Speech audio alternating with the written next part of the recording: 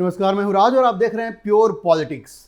देखिए, बांग्लादेश में तारिक रहमान की सरकार बनने के बाद से ही तारिक रहमान के खिलाफ साजिशों का दौर शुरू हो गया है और खबर यह है कि सरकार बनते ही सरकार के तख्ता पलट की तैयारियां शुरू हो गई हैं जी। और यह तैयारी कौन कर रही है? यह तैयारी हो रही है जमाते इस्लामी की तरफ से। और जमाते इस्लामी के गठबंधन में जो लोग शामिल हैं, जिनमें एनसीपी भी है, जो उन छात्रों की पार्टी है जिसने कि बांग्लादेश में हिंसा करवाया था और हिंसा करवा के शेख हसीना को बांग्लादेश छोड़ने पर मजबूर कर दिया था।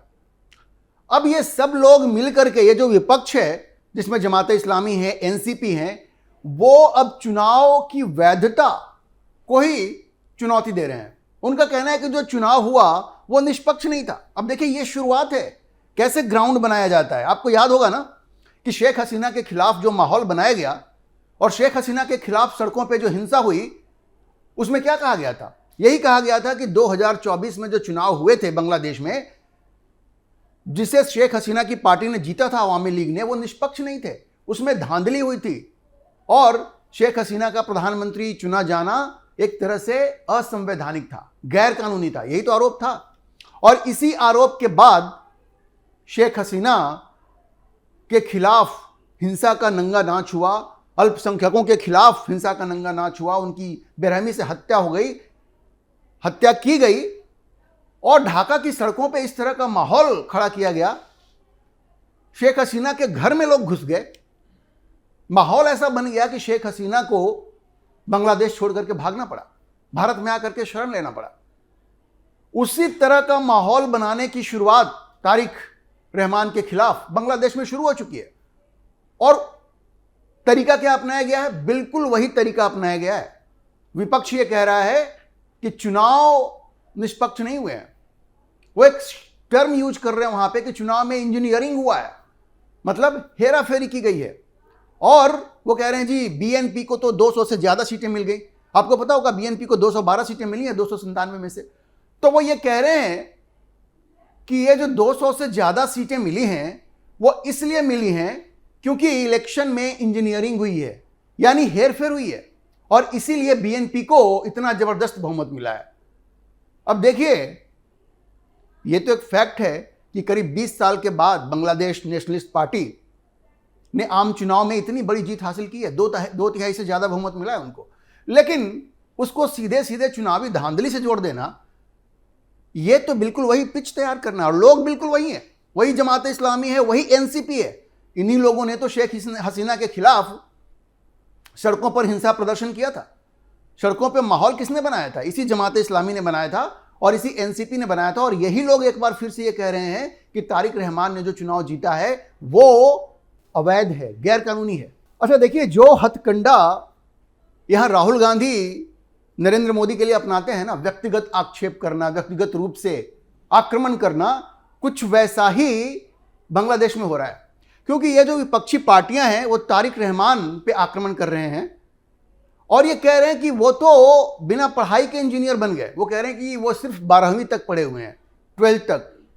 आपको पता है ना, प्रधानमंत्री मोदी की शैक्षणिक योग्यता को लेकर के ये कांग्रेसी कितने घटिया आरोप लगाते रहे हैं।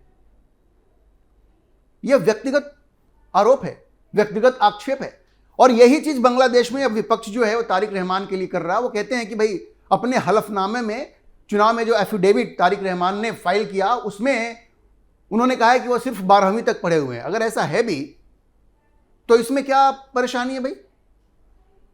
जॉन मेजर जो इंग्लैंड के प्रधानमंत्री थे, कितने पढ़े लिखे थे? 10वें ही पढ़े लिखे थे। और यह तो कोई योग्यता का पैमाना नहीं होता ना। किसी भी देश में आप कोई ओलिगैर्की तो आप लाएंगे नहीं कि पढ़े लिखे लोग ही सिर्फ चुनाव लड़ेंगे। बेसिक पढ़ाई होनी चाहिए। और अगर आपका कानून इस बात की इजाजत देता है तो फिर उसमें क्या परेशानी है? देखिए, आपका नेता पढ़ा लिखा होना चाहिए, इसमें कोई शक नहीं है। लेकिन जब आप तख्ता पलट की रणनीति बनाते हैं और उसके बाद इसको एक आधार बनाते हैं, कानून में तो ऐसा कोई जिक्र नहीं है ना कि कोई ग्रेजुएट, पोस्ट ग्रेजुएट जिसने पीएचडी किया हो वही कोई प्रधानमंत्री बनेगा। ऐसी तो कोई बात है नहीं, ना भारत में ऐसी कोई बात है, ना बांग्लादेश में ऐसी कोई बात है। तो फिर इस बात को लेकर के मजाक उड़ाना ये बिल्कुल भी ठीक नहीं है, क्योंकि इन्हीं सारी बातों को सामने करके ये लोग तारिक रहमान के तख्ता पलट की रणनीति बना रहे हैं। वो कह रहे हैं भाई आदमी पढ़ा लिखा नहीं है, इसने धांधली की है, और इन धांधलियों की वजह से इनको 200 से ज़्यादा सीटें मिली हैं।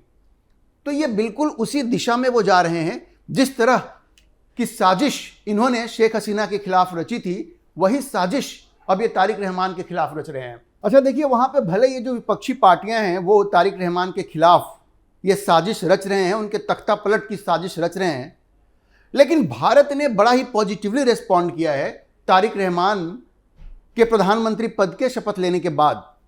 और तारिक रहमान ने भी एक तरह से बहुत ही पॉजिटिवली भारत के साथ रिश्तों को लेकर के बड़ी गर्मजोशी दिखाई है। आपको याद होगा जब तारिक रहमान की पार्टी चुनाव जीती और उसके बाद उन्होंने जो पहला प्रेस कॉन्फ्रेंस किया, उसमें जब उनसे पूछा गया कि भारत के साथ रिश्ते आपके कैसे होंगे, तो उन्होंने बड़ा स्पष्ट कहा कि रिश्ते वैसे होंगे जो भारत और बांग्लादेश के हित में होंगे, और खास करके जो बांग्लादेश के नेशनल इंटरेस्ट में होगा, जो बांग्लादेश के राष्ट्रीय हित में होगा, वही रिश्ते बनाए जाएंगे। तो ये बड़ा स्पष्ट था कि तारिक रहमान ये चाहते हैं कि भारत के साथ अच्छे रिश्ते हों। अब ढाका में जो भारत के असिस्टेंट हाई कमिश्नर हैं, उन्होंने ये कह दिया है कि भाई देखिए, भारत भी दोस्ती का हाथ बढ़ा रहा है।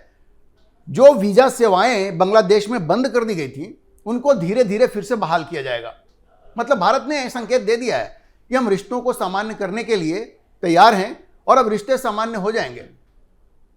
उन्होंने कहा कि भाई अभी मेडिकल और डबल एंट्री वीज़ा जारी किए जा रहे हैं, अब इसके बाद जो ट्रैवल वीज़ा है और जो दूसरी कैटेगरी है, उस कैटेगरी की वीज़ा फिर से शुरू की जाएगी। ये चीज़ें धीरे धीरे हो जाएंगी।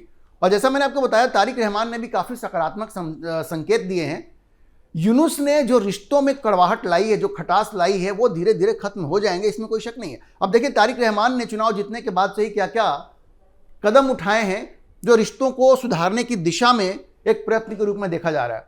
अब देखिए, बीएनपी ने तारिक रहमान के शपथ ग्रहण समारोह के लिए प्रधानमंत्री मोदी को ढाका बुलाया था। ये और बात है कि मोदी नहीं जा सके, चूंकि एआई समिट भारत में चल रहा है, जिसमें कि ब्राजील के राष्ट्रपति आए हुए हैं, फ्रांस के राष्ट्रपति आए हुए हैं, तमाम लोग आए हुए हैं। लेकिन भारत ने पॉजिटिवली लोकसभा के चेयरमैन ओम बिरला को और विदेश सचिव विक्रम मिस्री को वहां भेजा। बड़ा पॉजिटिव संकेत था ये। उसके अलावा जो सबसे बड़ी बात है कि जो बीएनपी के जो सेक्रेटरी जनरल हैं मिर्जा फखरुल इस्लाम आलमगीर, उन्होंने द हिंदू के साथ एक इंटरव्यू में कहा कि भाई शेख हसीना को लेकर के भारत और बांग्लादेश के रिश्तों में कोई कड़वाहट नहीं आएगी।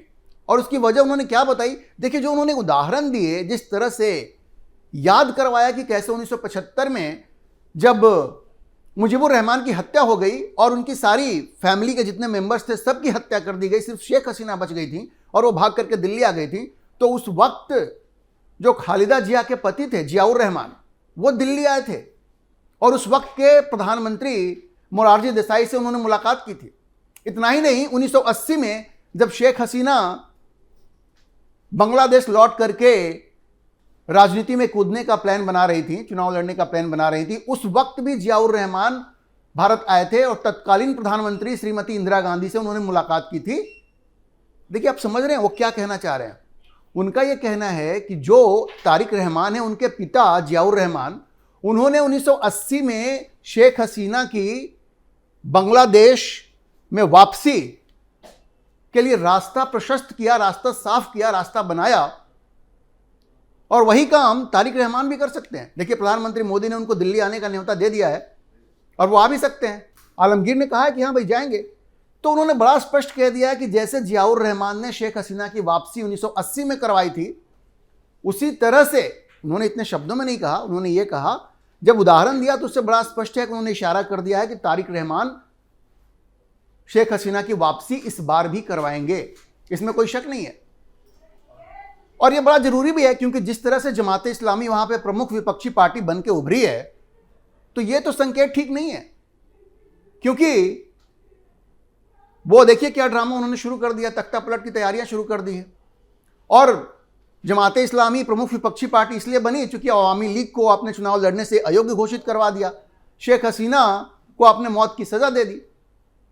तो ये सब देखिए बड़े पॉजिटिव संकेत बांग्लादेश से आ रहे हैं भारत के साथ रिश्तों को लेकर के और शेख हसीना की वापसी को लेकर के। तो शेख हसीना की वापसी तय है, ये तो आप मान के चलिए। अच्छा देखिए, इस बीच नई दिल्ली में जो बांग्लादेश हाई कमीशन के जो प्रेस मिनिस्टर हैं फैसल महमूद, उनको नौकरी से निकाल दिया गया है।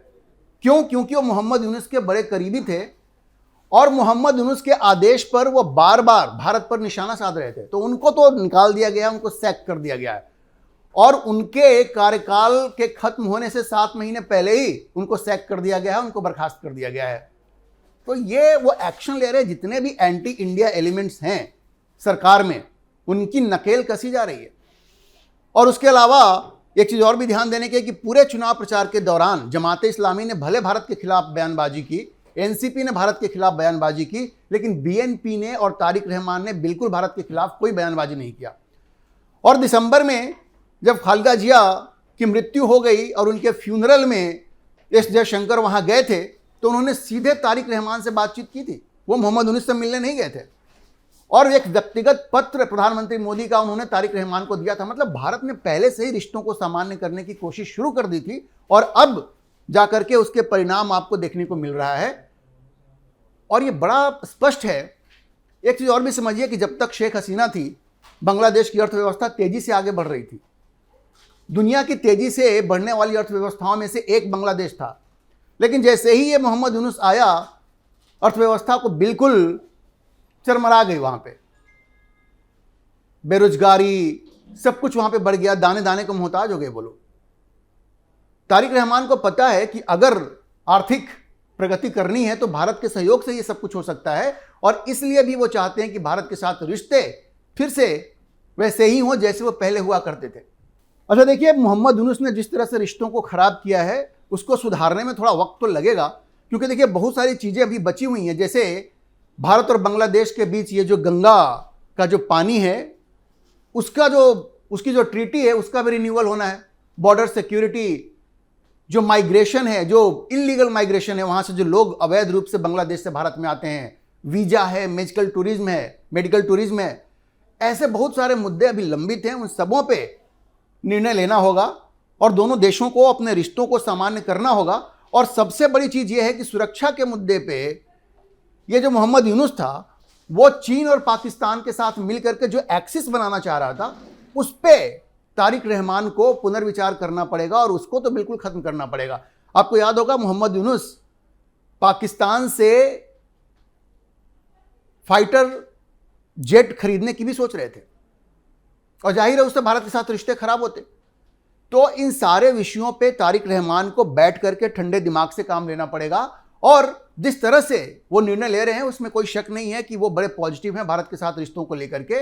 और बहुत ही जल्द आप देखेंगे कि भारत और बांग्लादेश के रिश्ते सुधरेंगे। हाँ, ये जरूर है कि जिस तरह से उनके तख्ता पलट की कोशिश हो रही है, उसको लेकर के तारिक रहमान को कड़ा रुख इख्तियार करना पड़ेगा। एक चीज मैं आपको और भी बता दूं, सोशल मीडिया पे एक खबर चल रही है कि शायद मोहम्मद यूनुस बांग्लादेश छोड़कर फरार हो चुके हैं। ये सोशल मीडिया पे चल रहा है, अभी तक इसकी कोई आधिकारिक पुष्टि नहीं हुई है, लेकिन कहते हैं ना, वो जहां आग लगती है वहीं से धुआं उठता है। तो ये इसमें कोई आश्चर्य की बात भी नहीं है, वो फरार हो सकते हैं, लेकिन अभी तक कोई इसकी आधिकारिक पुष्टि नहीं हुई है। तो आप ये मान के चलिए कि सब कुछ सही दिशा में आगे बढ़ रहा है। मोदी और तारिक, प्रधानमंत्री मोदी और प्रधानमंत्री तारिक ने बढ़िया शुरुआत की है और भारत और बांग्लादेश के रिश्ते तो सुधरेंगे ही। आप देखेंगे कि जो कड़वाहट बीच में आ गई थी दोनों देशों के बीच में, वो भी धीरे धीरे खत्म हो जाएगा और दोनों देश फिर से एक अच्छे दोस्त बनेंगे और इस पूरे खित्ते में, इस पूरे रीजन में शांति और प्रगति के लिए काम करेंगे। अभी के लिए इतना ही। हम इस खबर पर नजर बनाए रखेंगे और आपको अपडेट करते रहेंगे। इस विषय पर आप क्या सोचते हैं, अपनी राय कमेंट बॉक्स में जरूर लिखें और अगर आपको वीडियो पसंद आया हो तो आप इसे लाइक करें, शेयर करें और हमारे चैनल को सब्सक्राइब जरूर करें।